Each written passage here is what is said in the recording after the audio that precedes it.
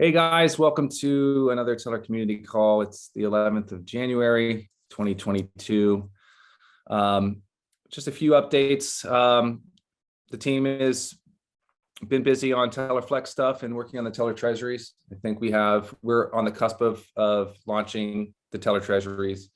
And I know Nick did a presentation on Tellor Treasuries that you guys can check out on YouTube. For those of you that are more interested in that, but we are looking to launch those sometime maybe at the end of the week or early next week. We're interested to hear more from you guys on what's the best timing, but our aim is to be ready by Friday, and we'll keep you guys posted on any specific, launching dates around those treasuries. But Brenda, Spuddy, anything you want to share with people to remind them about the treasuries? Spuddy? The main thing, I guess is, if you are interested on being part of the treasuries, we are gonna everybody's gonna know when that's gonna be proposed, and once it goes into effect, we will allow everybody to jump in at first. Eventually, though, if it doesn't get filled, we might stake ourselves. So, first come, first serve. That's how they work. There is a limit to them. So if you're interested, make sure that you go and buy some as soon as they're issued. Yeah. How long do you think the team will wait? Any ideas on that? Good question. Because there's 3 months, and if the treasury is not full, even if it's just the last day, somebody could still stake and get rewards. So the team probably wouldn't wait until the last day, but I don't know. We're not. No, I don't think we would. No, I think maybe about a week or so, because at the end of the day, as the team, we don't sell. We try not to sell our tokens because they're part of our governance. So they're just sitting there. But we do want the community to jump in first and give them first take on it. But also we don't want somebody to do it the last minute. So I think a week, max 2 weeks. I think it's more than enough. The treasuries, what we're gonna propose, it's at this point we're only thinking about 100K of TRB tokens. So it's not gonna be a lot. Yeah, right. We could easily fill it up, but what point is that serving? Because like Brenda was saying, well, we would rather have the community fill it up. So yes, absolutely. What we would rather see happen, and kind of the whole gist of it is, if you're going to buy TRB and you're going to hold TRB, and you're going to hold it for more than 3 months, it's kind of a no-brainer. You have to take gas costs into consideration, because to call a contract function, which is what this is going to be. You're going to call a contract function with a MetaMask wallet or whatever, and then you'll pay a gas fee to buy the treasury stake, and then that the gas fee could be 0.02 Ethereum or less than that, probably less than that, but that would be on a high gas day, that's what it could cost. So if one TRB token is worth 0.01 Ethereum, then I did a little bit of rough estimate. And if you're going to stake something like 1,000 TRB, then that's very safe. You're going to make a profit with that much. If you're thinking about staking less than that, then think about the gas. You can talk to us about it. So that's just something to keep in mind. And it's not just the gas for when you buy or when you lock your tokens into the treasury, but also in order for you to actually get the benefits of the treasury or the APR, you actually have to vote on disputes and proposals during the time that it's there. And your reward is actually based on the percentage. It's basically prorated based on how many of those disputes or proposals you actually voted on.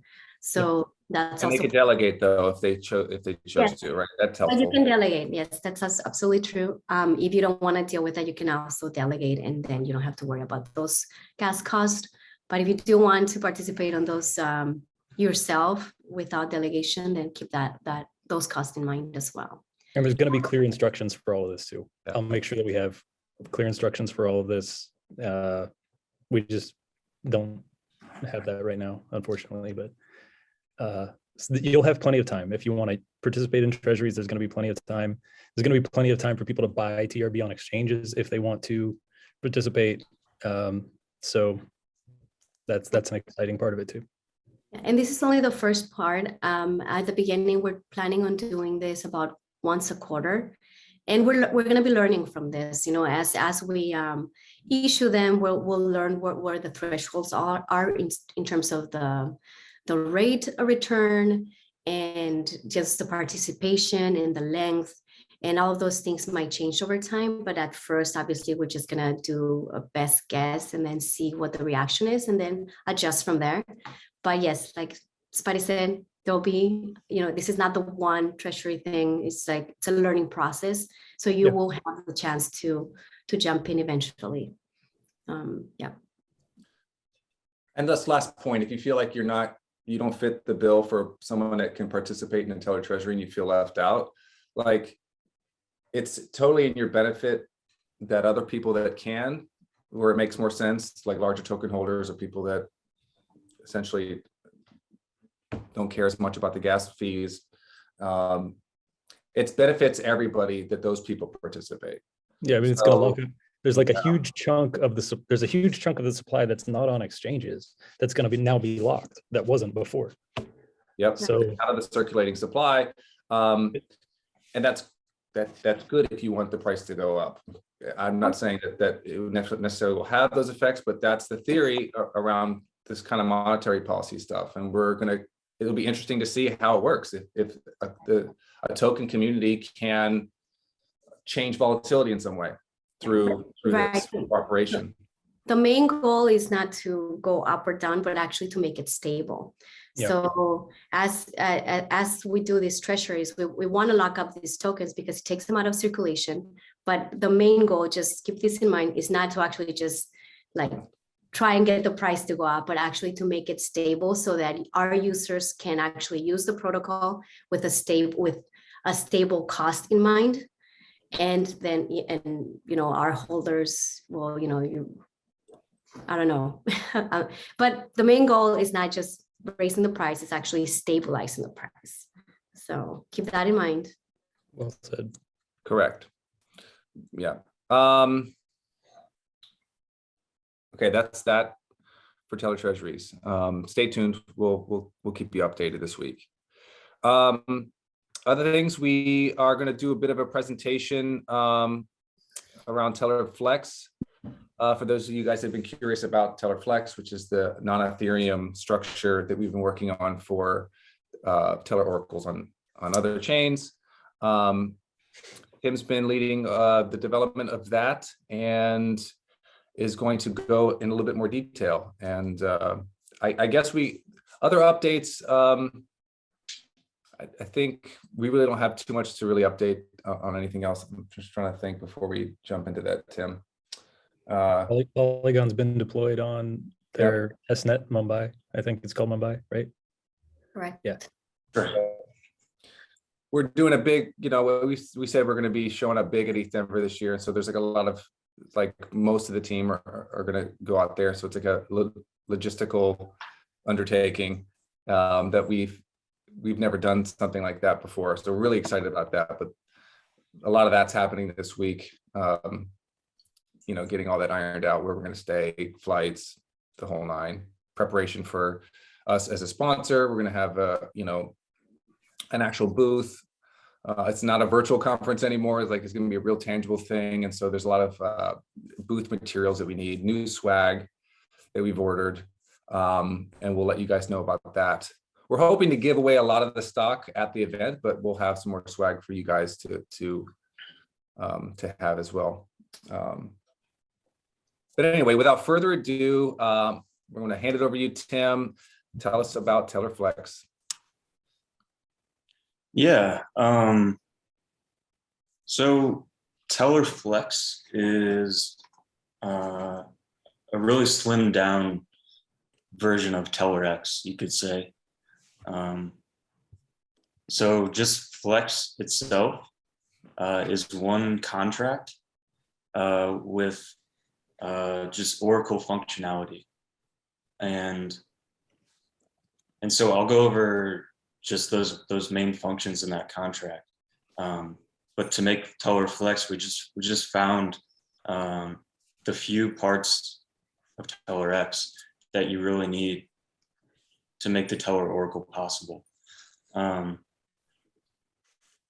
then, so one of the main features of Tellor X is that it doesn't actually include governance.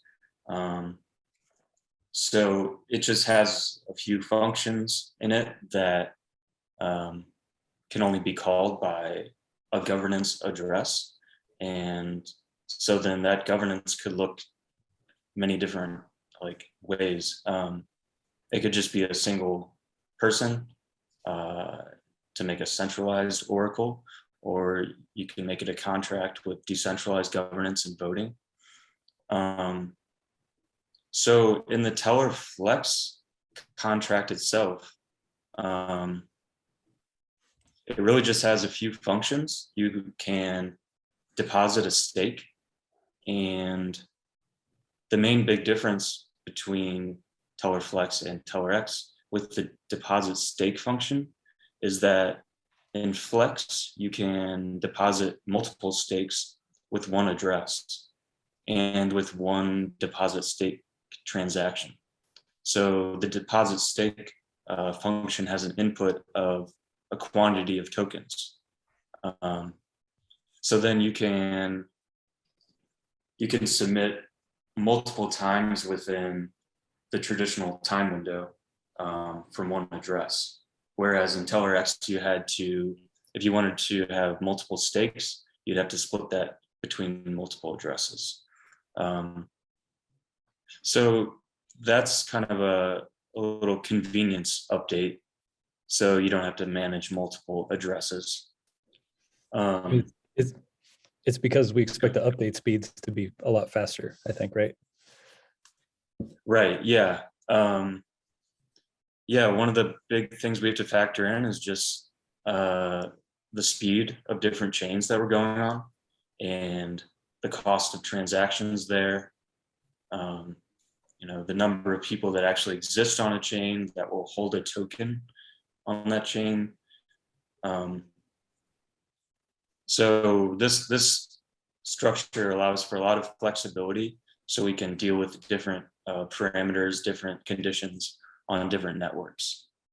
So you had that deposit stake function. Along the same lines, you have a request staking withdrawal function, similar to Tellor X, and a withdrawal stake. So request staking withdrawal just starts your awaiting period before you can actually withdraw. And in that period of time, governance can slash your stake. And finally, we have submit value, which is just pretty much the same exact submit value as you see on Tellor X. Then you have two functions, remove value and slash reporter. And those are ones that can only be called by the governance address. And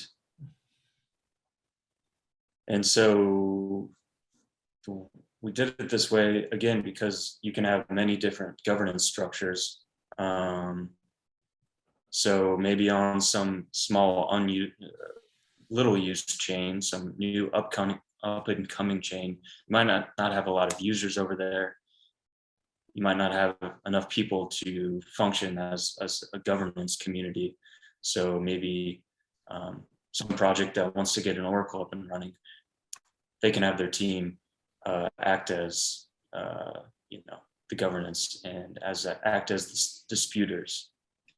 And then those are just the main Oracle functionality functions. And then we have some getters, some of our traditional data getters. So you can monitor what's going on in the Oracle, get data, get information about what reporters are doing. And then there's just a few other functions that are only callable by governance, like updating the stake amount, updating the governance address itself. And that's pretty much it in the Tellor Flex contract. So, I mean, that simplifies things to such a huge degree, as opposed to when you look at the Tellor X repo, you can see that there are tons of contracts in there. So,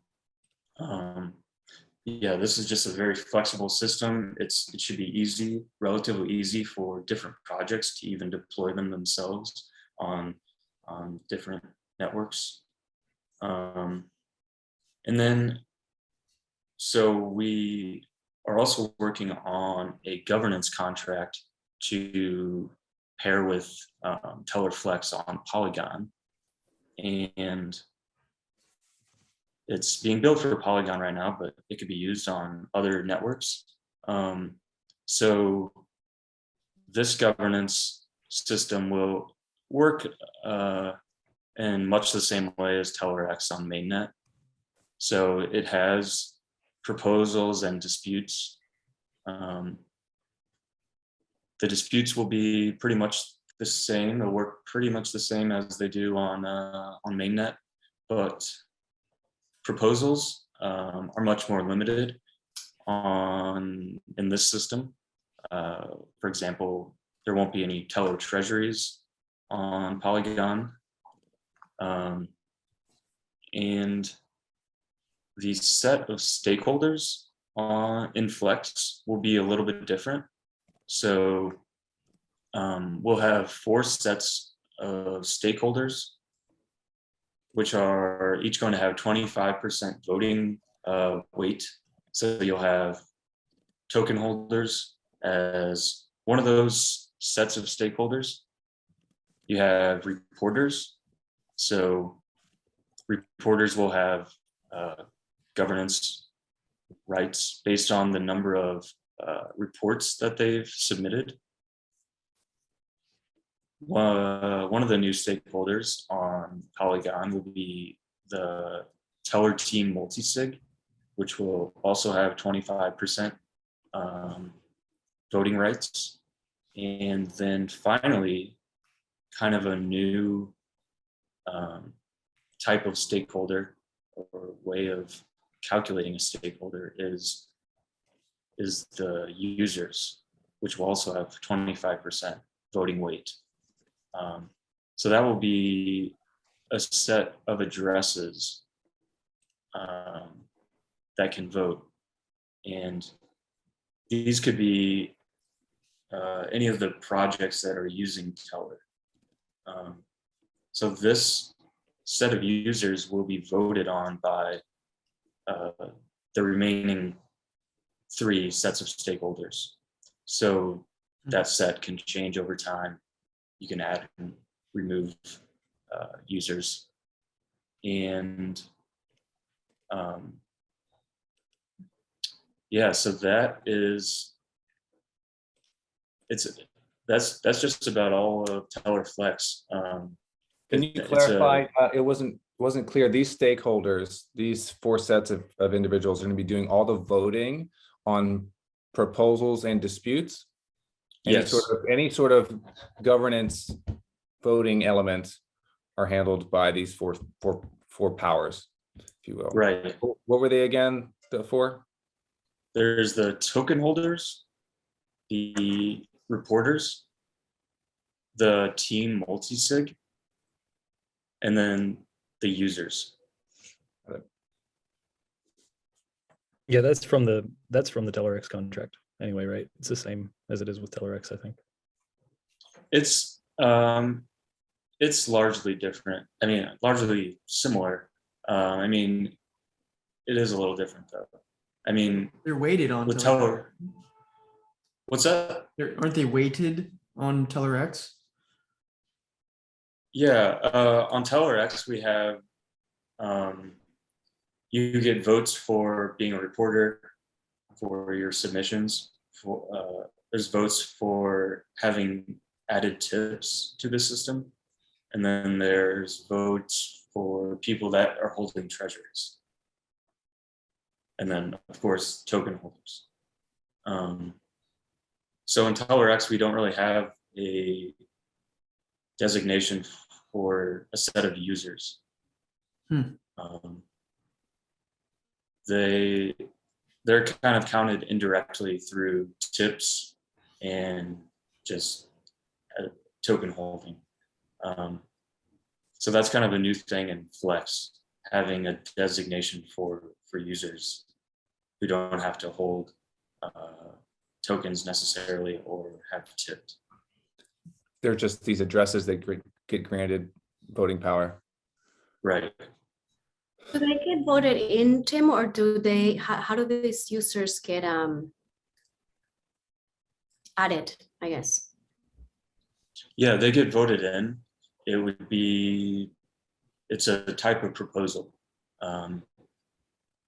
So you can vote to add or remove stakeholders to the user pool. And we'll be providing like an example governance contract, but like that could also be done by the user, right? Or whoever. Yeah, you mean like creating some kind of governance for different networks, or Like even on Polygon, like this Polygon governance contract is like a bit of a, it could just be a reference point, but a community on Polygon could, write their own governance contract and use that with Tellor Flex if they wanted to, Yeah. right? Yeah, absolutely. And yeah, it's built to be used in that way. So, I mean, it's very modular. Whereas mainnet Tellor X, it's not built that way. It would be a little harder to build a custom governance. You could do it, but it's just not made out of the box like that. So when mainnet? Yeah, right. Yeah, We do have a goal. So early February. Very early February, hopefully February 1st or something like very close to that. And for the treasury, we are going to kick off the vote for it on Friday. And then the vote will go for like 7 days, I believe. Mhm. And then the Yes. treasury then will start. So There yeah, you have it. plan out for that. Yeah.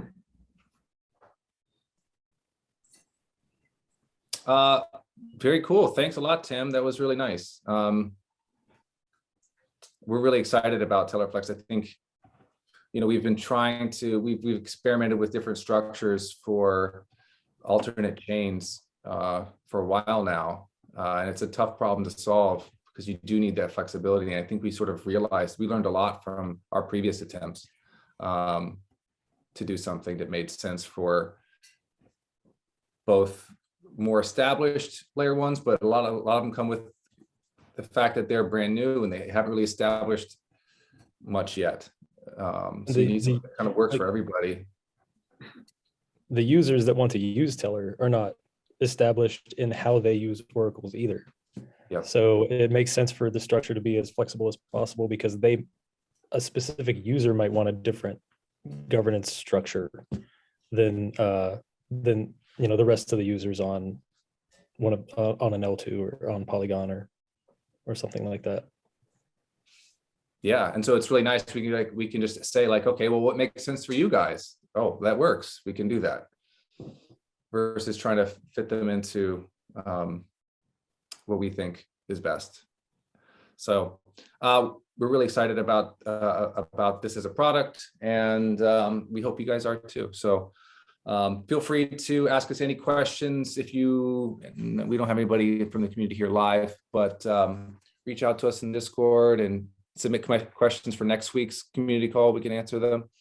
And while we're talking about it, we might as well talk about today's questions. Ryan, do you want to take over? Yeah.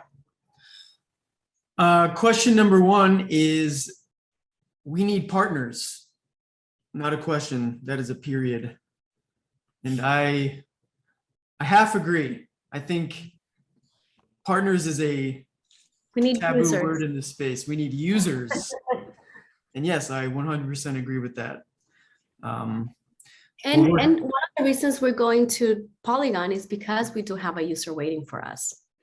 So that's basically how we prioritize which chains we move into. So, but definitely we need users. So. question number 2 is a question. A good development of the project. Congrats to the team. A bad time because of the market environment. How are even small investors kept happy?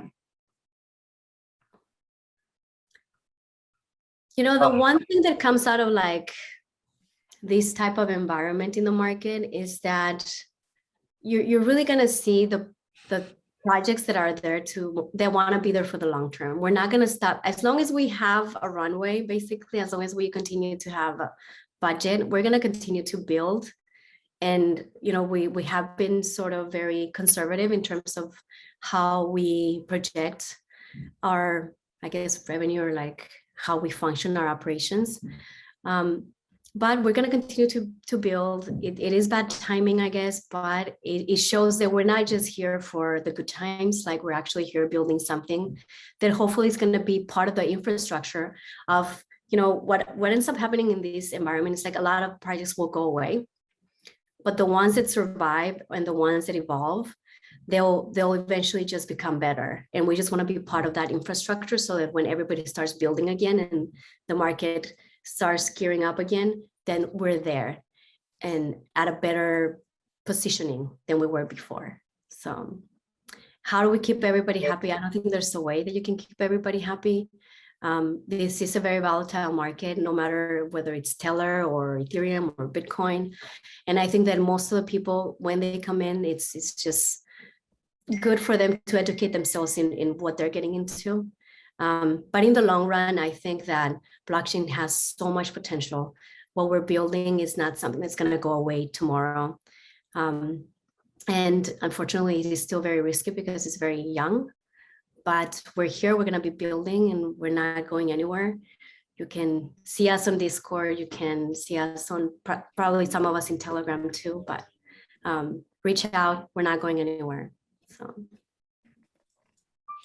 Yep.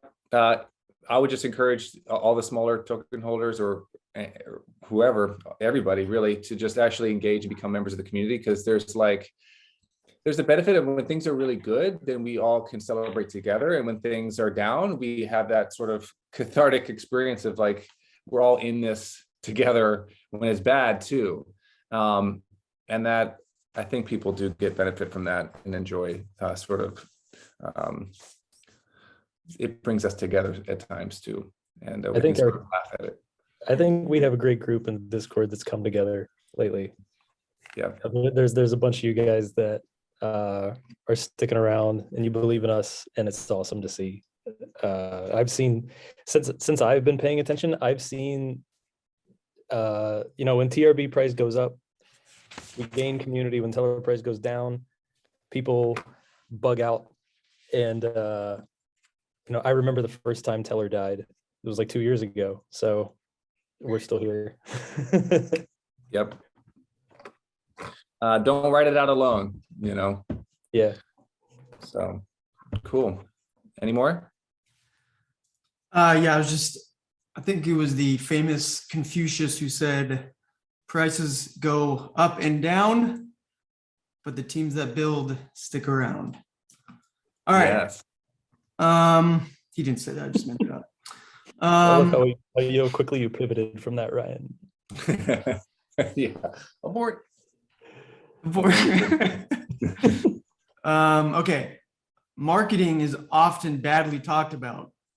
Why isn't a bounty offered to an influencer with a Z? Influencer. Yeah, so this is Okay. the I saw Is this that an idea. influencer that has the flu, or a Gen Z influencer? No, this is just like a flashing influencer. Oh, and out of nowhere with a groaner. That was good. Yeah. The knee slapper. Anyways, buddy, you were answering. Yeah, no, I saw this question in the Discord. I don't remember who asked it, but it's the idea that we should have a bounty for an influencer to tweet about TRB. like, you know, like a shiller, like somebody who has followers or whatever. A positive tweet. Yeah, theoretically. Well, I think the answer is the same. I mean, I think this is just something we've never, as a core team that was managing funds that we focus on development and other efforts. Our stance has always been, we don't want to peel any of that out to give to influencers and play that sort of crypto shilling game. We've never done it. And, you know, I don't think we'll start. It doesn't look good when projects do that. You know, you lose credibility in the developer community when you do that, I think. Yes. Sellout move. Yep, and those influences will come on their own if you achieve what you set out to achieve by gaining traction in the space with real users and real developers. And so that's kind of how we prioritize things. So, and I wouldn't be, for those of you who still think that this is a really good idea, I would question that, because I mean, I don't think there's a real correlation that's not like the same day. You know, if some shillers want to somehow manipulate a price by buying it up and timing an announcement that they've got fed by somebody who paid them, it's for their benefit. They're the ones that are going to benefit mostly on it. Yeah, I mean, and I don't know if you guys, like, if you actually follow an influencer and look at what they tweet, they might tweet positively about a project for a while, but then if something happens, like the team doesn't want to pay them anymore, then they start tweeting Yes. negatively about that project. That happens all the time. So like, these individuals have a lot of power. They charge a lot of money, more than you would think they would charge. They charge a lot of money. So, you know, it's not as clear that it's a benefit like you would think. And our main goal is to build something that's going to be lasting. And for us to actually create demand for the protocol, we need users. We need to go back to developers. We need to make sure that we're in their radar. And then eventually that demand is going to reflect on the price. But you cannot just artificially increase the price and expect it to just stay there without true demand behind it. So if maybe we had a lot more money and we just wanted to but honestly, I feel like our fundamentals are we're here for the long run, and we want to do it right in a way that we can all keep our values in check and build something that's really going to last, not something that's going to just benefit a few people. So I don't know. I mean, maybe we'll explore it in the future, but as of now, I feel like that's really not what we need. So. I don't know. Well said. The animated explainer is great cinema. I agree. Can you put that on the Coinbase? Can't you put that on Coinbase, or at least link it? Not that I'm aware of. No.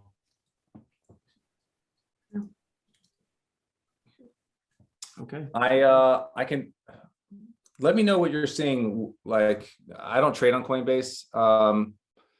If there's something I'm missing, if there's like a spot on the exchange where you're buying and selling TRB, if there's a spot that other projects use that have links to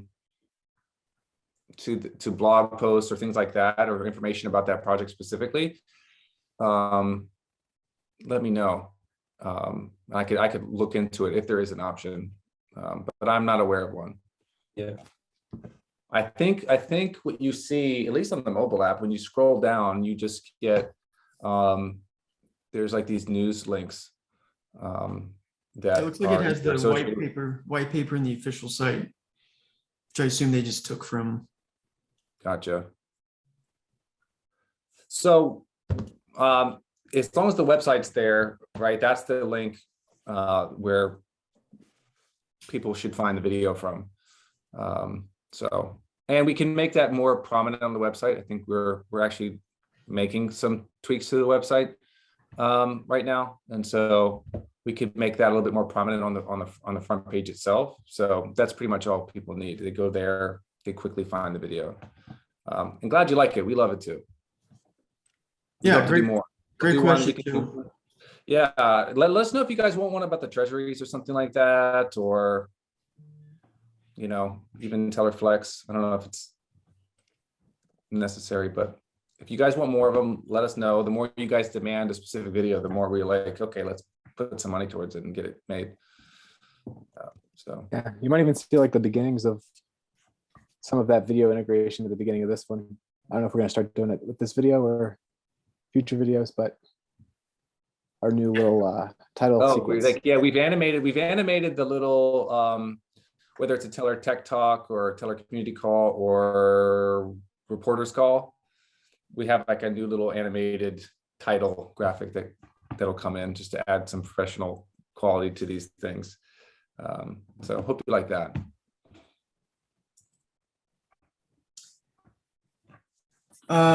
Missing a special role in Discord. There are a handful of people who rock the place, Spuddy, great cinema, but you get paid. Proposal, comma, a bounty, comma, the community votes on who collects it. Ooh, I want to know more details about this idea. yeah. And just to be clear, Spidey doesn't just get paid to be on Discord. I'm also, yeah, you got, I'm also, Yes, also- he does a lot of other work, okay? But mostly memes. I mean, great cinema. yeah, I mean, I would, Great cinema. if all I got paid to do was sit around and make memes all day, they would be some really good memes. And I'm not there at all. So I'm also You're the one. You're the one that taught me that these memes have to they're great because you put some thought into it, but they can't look like you put a lot of time into it. yeah. Meme etiquette. Yeah. So Yeah, I think it's a cool idea. I want to know more about the idea. Like, what is it? What is the bounty for? Like a person who It's popularity. inspires somebody who inspires the community to expand. How do we measure Someone it? who rocks the Yeah. place, someone who's also got great cinema. Community member of the month.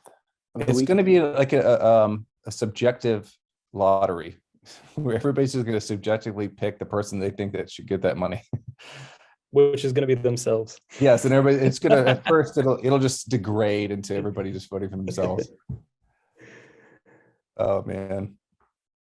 Yeah, Interesting. noted. Yeah, Good idea. think about it. Definitely a good idea. All right, got a hardball here. Which of you is Tellor Teddy? He's not here, Or is he? or is he? None of us are Tellor Teddy. No, he's not here. Sorry. Will there be a crypto.com listing anytime soon? Aren't we on crypto.com? Yes.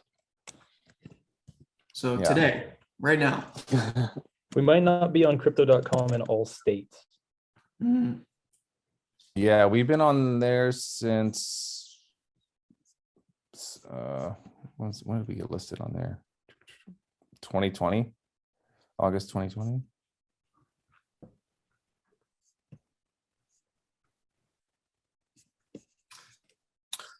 Okay. All right, last question.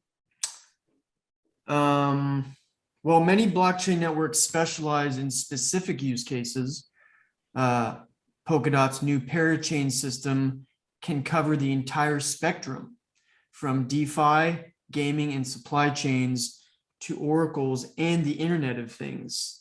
Now my question, will Polkadot's parachain influencing third-party oracle integrations or Tellor Flex? Maybe not influence, just influence. Well, Polkadot's Yeah, that was parachain really- influence.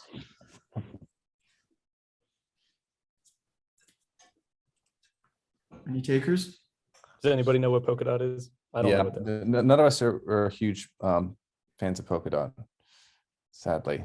Sounds like you are though. So keep talking about it. Maybe you guys can convince us that that's a place where we need to go. But we've talked to the Polkadot team at some point. Really, it's about if we get a user that's over on Polkadot that reaches out to us, that like really perks our interest. That's when we start putting energy and resources towards something like that.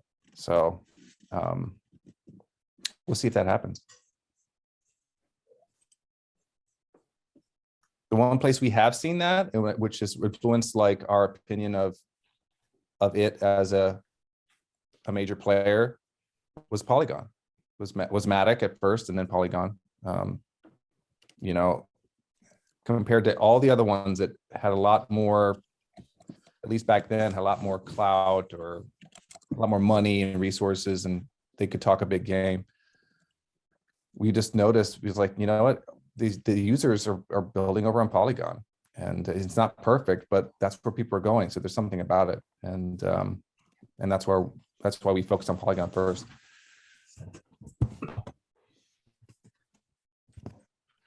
That's it for the questions. All right. Real quick, we will have again office hours this Thursday, 2 p.m. Eastern time. Had a fun one last week, so please join. And then we also have tomorrow a reporter call at 11 Eastern time. Is that right, Owen? Let me look at my. Oh gosh. I'm That in is Pacific time. correct. Sorry. Let me let me look.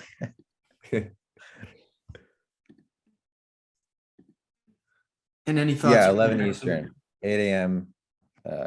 Pacific time. And what are 11. we going to be talking about, Owen? So I mean, there's one is it's like an opportunity for people to like bring features that they want with the reporter software, like and any like major issues that they're running into.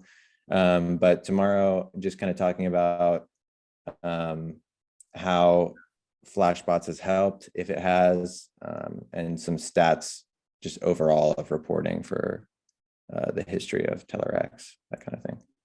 Okay, awesome. So don't miss it, guys. And Cool. Thanks for joining, everybody. thank you, Tim, for the Thanks, walk. guys. Great job, Tim. Yep. Great job, Tim. Thank you.